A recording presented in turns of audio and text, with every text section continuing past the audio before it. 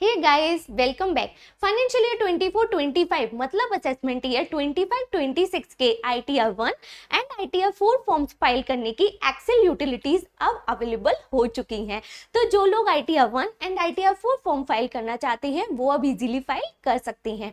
ITR 1 form कौन file कर सकता है? तो अगर आप रेसिडेंट इंडिविजुअल हैं, आप सैलरी या पेंशन से इनकम को अर्न करते हैं, अगर आपके पास मैक्सिमम एक घर है जिससे आप रेंटल इनकम को अर्न करती हैं, अगर आप बैंक से फिक्स डिपॉजिट या सेविंग बैंक की इंटरेस्ट इनकम को अर्न करते हैं, अगर आपको एग्रीकल्चर इनकम भी होती है लेकिन वो 5,000 रुपए तक की है, अगर आप शेयर मार्केट से 1,25,000 रुपए तक के लॉन्ग टर्म कैपिटल गेन्स को अर्न करते हैं जिस पर आपने सिक्योरिटी ट्रांजैक्शन टैक्स पे कर रखा होता है, और इस तरह इन सारी इनकम का टोटल होता है अप टू ₹50 लाख, तो आप आईटीआर 1 फॉर्म फाइल कर सकते हैं। आईटीआर 4 फॉर्म कौन फाइल कर सकता है?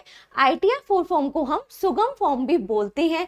तो अगर आप रेसिडेंट इंडिविजुअल हैं या एचयूएफ है या फिर पार्टनरशिप फर्म है और आप बिजनेस या प्रोफेशन से इनकम को अर्न करते हैं लेकिन आप प्रिजम्पटिव टैक्सेशन को ऑप्ट करते हैं, मतलब आप बुक्स ऑफ अकाउंट्स को मेंटेन नहीं करते।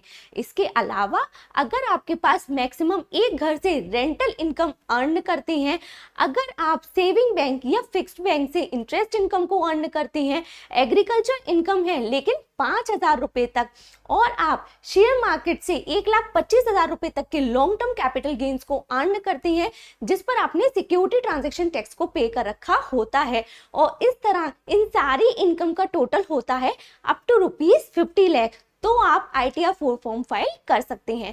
तो आईटीआर 1 एंड आईटीआर 4 में मेन डिफरेंस ये होता है कि आईटीआर 1 फॉर्म होता है सैलरीड इंडिविजुअल्स के लिए, जबकि आईटीआर 4 फॉर्म्स होता है उन बिजनेसमैन या प्रोफेशनल्स के लिए जो कि प्रिजम्पटिव टैक्सेशन को ऑप्ट करते हैं और अपनी बुक्स ऑफ अकाउंट्स को मेंटेन नहीं करते। So I hope it helps. Subscribe for more information.